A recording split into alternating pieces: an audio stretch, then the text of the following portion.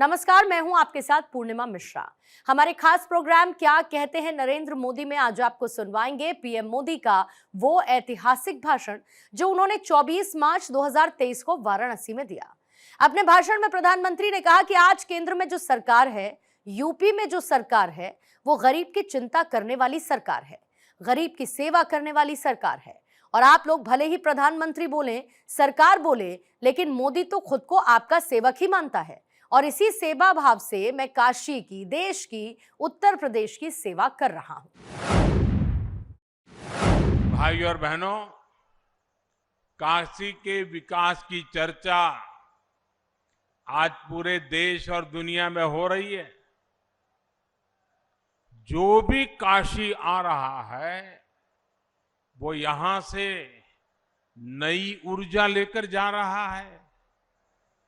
आप याद कीजिए, 8-9 वर्ष पहले जब काशी के लोगों ने अपने शहर के कायाकल्प का संकल्प लिया था, तो बहुत लोग ऐसे थे जिनको आशंकाएं थी।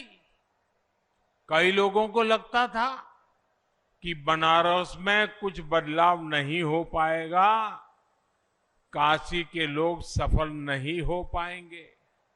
लेकिन काशी के लोगों ने, आप सबने आज अपनी मेहनत से हर आशंका को गलत साबित कर दिया। साथियों, आज काशी में पुरातन और नूतन दोनों स्वरूपों के दर्शन एक साथ हो रहे हैं।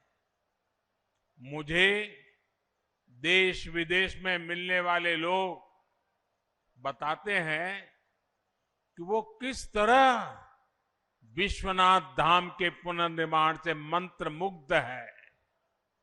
लोग गंगा घाट पर हुए काम से प्रभावित है।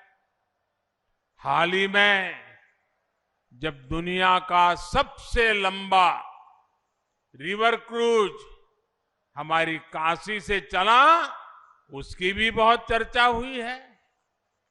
एक समय था जब गंगा जी में इसके बारे में सोचना भी असंभव था, लेकिन बनारस के लोगों ने ये भी करके दिखाया। आप लोगों के इन्हीं प्रयासों की वजह से एक साल के भीतर 7 करोड़ से अधिक पर्यटक काशी आए। और आप मुझे बताइए, ये जो 7 करोड़ लोग यहां आ रहे हैं, वो बनारस में ही तो ठहर रहे हैं।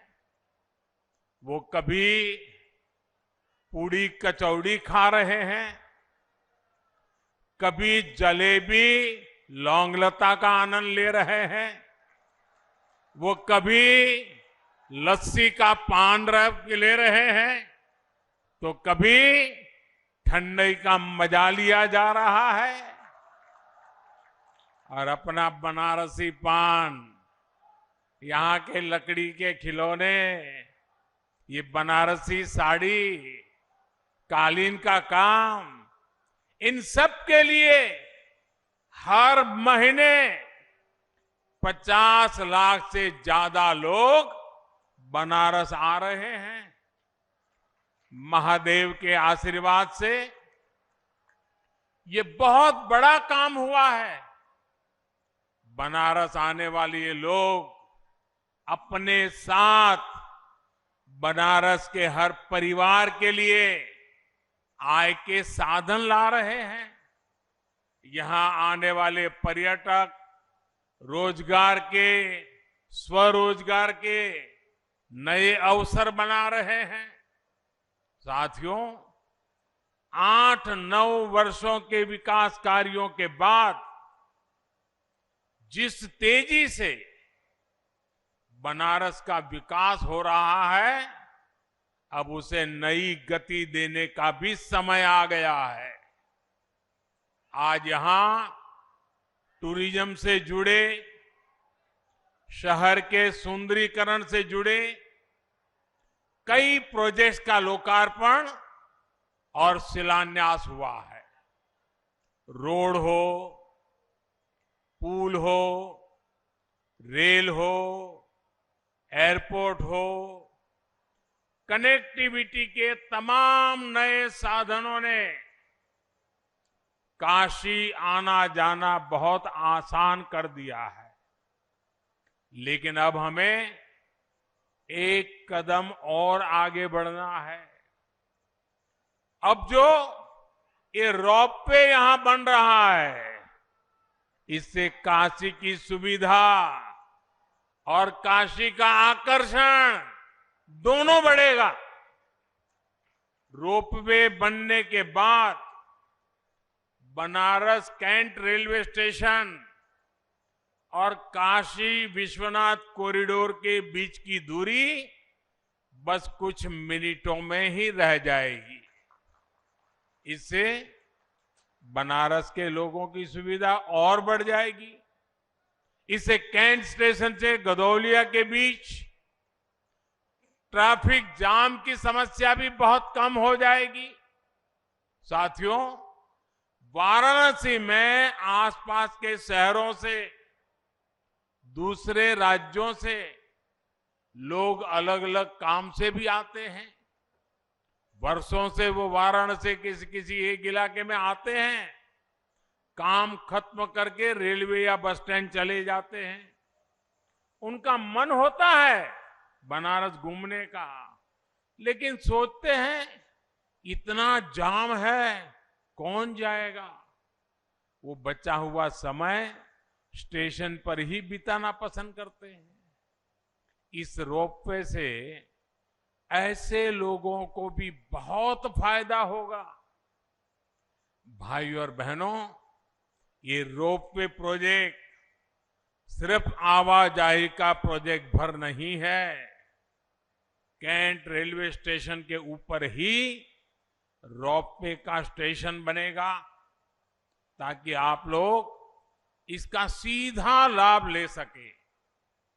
ऑटोमेटिक सीढ़ियां, lift, wheelchair ramp, rest room और पार्किंग जैसी सुविधाएं भी वहीं उपलब्ध हो जाएगी। रोपवे स्टेशनों में खाने पीने की सुविधा, खरीदारी की सुविधा भी होगी। ये काशी में बिजनेस और रोजगार के एक और सेंटर के रूप में विकसित होंगे। साथियों, आज बनारस की एयर कनेक्टिविटी को मजबूत करने की दिशा में भी बड़ा काम हुआ है। बाबतपुर हवाई अड्डे में आज नए एटीसी टावर का लोकार्पण हुआ है। अभी तक यहां देश दुनिया से आने वाले 50 से अधिक विमानों को हैंडल किया जाता है। नया एटीसी टावर बनने से ये क्षमता बढ़ जाएगी। इससे भविष्य में एयरपोर्ट का विस्तार करना आसान होगा।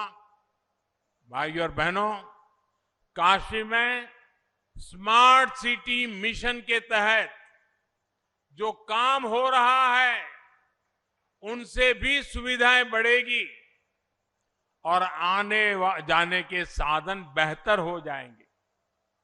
काशी में श्रद्धालुओं और पर्यटकों की छोटी छोटी आवश्यकताओं को ध्यान में रखकर ही फ्लोटिंग जेटी का निर्माण किया जा रहा है। नमामि गंगे मिशन के तहत गंगा किनारे के शहरों में सीवेज ट्रीटमेंट का एक बहुत बड़ा नेटवर्क तैयार हुआ है। पिछले 8-9 वर्षों में आप गंगा के बदले हुए घाटों के साक्षी बने। अब गंगा के दोनों तरफ पर्यावरण से जुड़ा बड़ा अभियान शुरू होने वाला है। सरकार का प्रयास है कि गंगा के दोनों तरफ 5 किलोमीटर के हिस्से में प्राकृतिक खेती को बढ़ावा दिया जाए। इसके लिए इस वर्ष के बजट में भी ऐलान किए गए हैं, चाहे खाद हो या फिर प्राकृतिक खेती से जुड़ी दूसरी मदद, इसके लिए नए केंद्र बनाए जा रहे हैं। साथियों, मुझे ये भी खुशी है कि बनारस के साथ पूरा पूर्वी उत्तर प्रदेश कृषि और कृषि निर्यात का एक बड़ा सेंटर बन रहा है।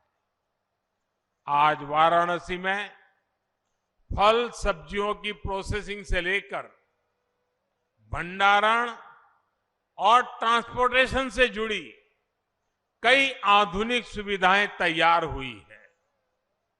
आज बनारस का लंगड़ा आम, गाजीपुर की भिंडी और हरी मिर्च, जौनपुर की मूली और खरबूजे विदेश के बाजारों तक पहुंचने लगे हैं। इन छोटे शहरों में उगाई गई फल सब्जियां लंदन और दुबई के बाजारों तक पहुंच रही है।